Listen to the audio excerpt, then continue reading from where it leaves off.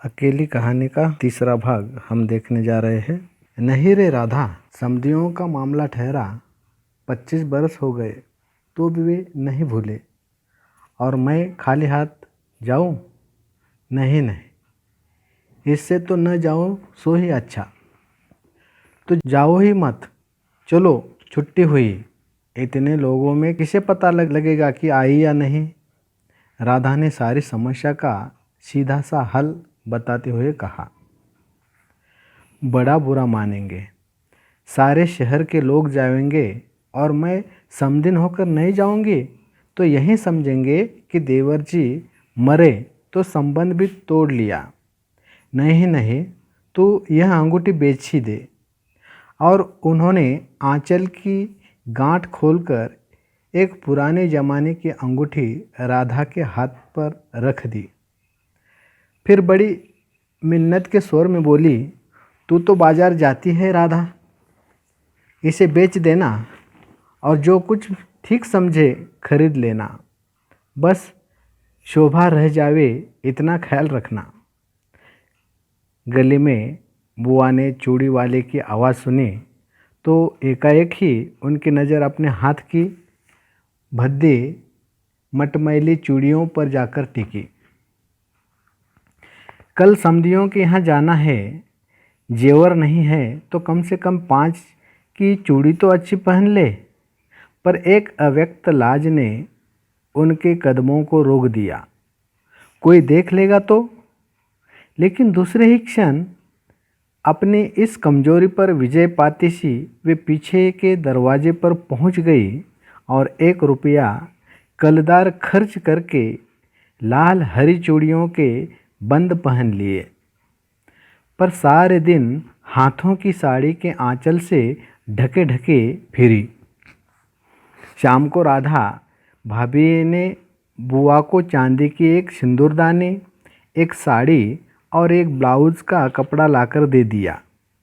सब कुछ देख पाकर बुआ बड़ी प्रसन्न हुई और यह सोच सोचकर कि जब वे यह सब दे देंगी तो उनकी समधिन पुरानी बातों की दुहाई दे देकर उनकी मिलन सरिता की कितनी प्रशंसा करेगी।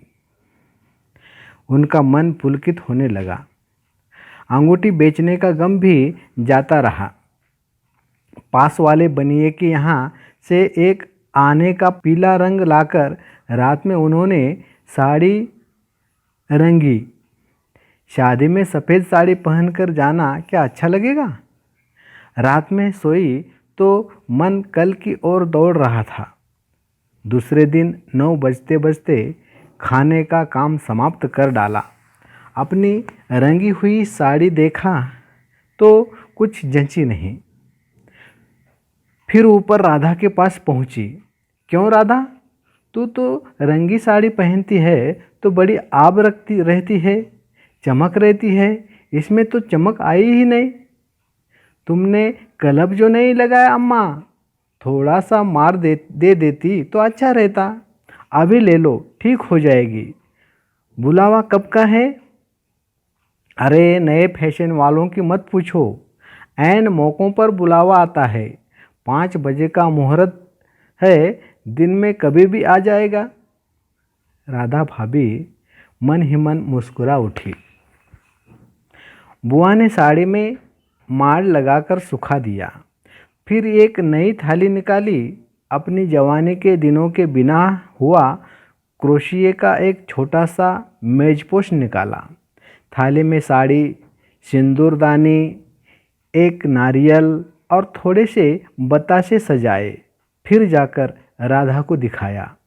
सन्यासी महाराज सवेरे के इन आयोजन को देख रहे थे और उन्होंने कल से लेकर आज तक कोई 25 बार चेतावनी दे दी थी कि यदि कोई बुलाने न आए तो चली मत जाना, नहीं तो ठीक नहीं होगा। हर बार बुआ ने बड़े ही विश्वास के साथ कहा, मुझे क्या बावली सी समझ रखा है जो बिना बुलाए चली जाऊंगी? अरे वहाँ पड़ोस वालों की नंदा अपनी आँखों से बुलावे की लिस्ट में नाम देखकर आई है, और बुलावेंगे क्यों नहीं? शहर वालों को बुलावेंगे और समधियों को नहीं बुलावेंगे क्या? 3 बजे के करीब बुआ को अनमने भाव से छत पर इधर उधर घूमते देखा। राधा भाभी ने आवाज़ लगाई, गई नहीं बुआ? एकाएक चौंकते हुए बुआ ने पूछा, कितने बज गए राधा? क्या कहा? 3? सर्दी में तो दिन का पता ही नहीं लगता। बजे है 3 और धूप सारी छत पर ऐसे सिमट गई है कि मानो शाम हो गई हो। फिर एकाएक जैसे ख्याल आया कि वह तो भाभी के प्रभाव का उत्तर नहीं हुआ, जो जरा ठंडे स्वर में बोली, मुहूर्त तो 5 बजे का है, जाऊंगी तो 4 तक जाऊंगी, अभी तो 3 ही बजे है। बड़ी सावधानी से उन्होंने स्वर में लापरवाही का पूट दिया। बुआ छत पर से गली में नज़र फैलाए खड़ी थी। उनके पीछे रस्सी पर धोती फैली हुई थी, जिसमें गलप लगाया था और अबरक छिड़का हुआ था। अबरक के बिखरे हुए कण रह रह कर धूप में चमक जाते थे, ठीक वैसे ही जैसे किसी को भी गले में घुसता देख बुआ का चेहरा चमक उठता था। 7 बजे के धुंधलके में राधा ने ऊपर से देखा तो छत की दीवार से सटी गली की ओर मुंह किए एक छाया मूर्ति दिखाई दी। उसका मन भर आया। बिना कुछ पूछे इतना ही कहा, बुआ, सर्दी में खड़ी खड़ी यहाँ क्या कर रही हो? आज खाना नहीं बनेगा क्या? 7 तो बज गए। जैसे एकाएक नींद में से जागते हुए बुआ ने पूछा, क्या कहा? 7 बज गए? फिर जैसे अपने से ही बोलते हुए पूछा, पर 7 कैसे बज सकते हैं? मुहूर्त तो 5 बजे का था। और फिर एकाएक ही सारी स्थिति को समझते हुए स्वर को भरसक संयत बनाकर बोली, अरे खाने का क्या है, अभी बना लूँगी, 2 जनों का तो खाना है, क्या खाना और क्या पकाना। फिर उन्होंने सूखी साड़ी को उतारा, नीचे जाकर अच्छी तरह उसकी तह की, धीरे धीरे हाथों में चूड़ियाँ खोली, थाली में सजाया हुआ सारा सामान उठाया और सारी चीज़ें बड़े जतन से अपने एकमात्र संदूक में रख दी और फिर बड़े ही बूझे हुए दिल से अंगीठी जलाने लगी। तो इस प्रकार से अकेली यह कहानी है, सोमा बुआ की कहानी है। अकेली कहानी के माध्यम से मन्नू भंडारी जी ने अकेलापन जो होता है, उस अकेलेपन को केवल उन्हीं का अकेलापन नहीं, यानी सोमा बुआ का ही अकेलापन नहीं, अपितु पूरे समाज के अकेलापन को बयान यह कहानी करती है। सोमा बुआ का जवान बेटा जाता रहा और पति तीरसबासी हो गई। परिवार में और कोई ऐसा नहीं जो उनके अकेलेपन को दूर कर सकता हो। सोमा बुआ अकेली रहने को विवश है। वह इस अकेलेपन को तोड़ने के लिए छटपटाती है, यहाँ तक कि अपने मरे हुए बेटे की एकमात्र निशानी अंगूठी भी बेच देती है, ताकि देवर के ससुराल वालों को शादी में वह कुछ दे सके। वह निमंत्रण आने की संभावना से ही जी तोड़ बड़ी तैयारी करती है, पर उन्हें बुलावा नहीं आता है। आखिर अकेलेपन के जीवन के अंतर्गत सारा